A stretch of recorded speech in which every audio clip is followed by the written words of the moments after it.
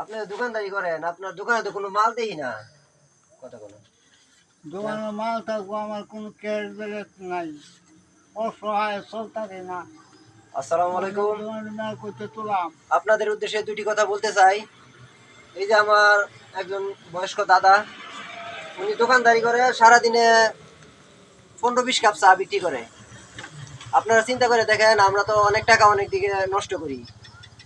যারা চা নাও খায়, রাস্তার পাশে যে এই ধরনের লোক চা বিক্রি করে বা পান বিক্রি করে, তাদের কাছ থেকে যদি আমরা দু একটা চা খাই, তাহলে মনে করেন তাদের সারাদিনে এটা বিক্রি করে তাদের পেটে মনে করেন তারা 2 বেলা ডাল ভাত খাইতে পারে।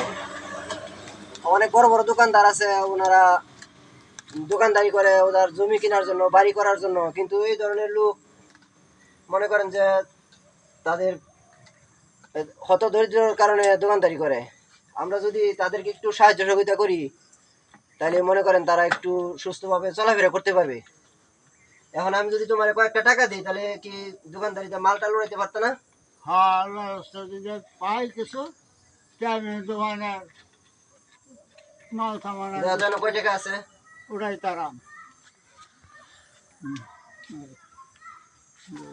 3,000। 3,000 টাকা আছে, তোমার দিলাম। এটা দিয়ে তুমি মাল উড়াইবা, আমার জন্য একটু দোয়া করে দিবা। হাতে আলহামদুলিল্লাহ। মাথার মধ্যে একটু হাত দিয়ে দোয়া করে। আলহামদুলিল্লাহ। ঠিক আছে।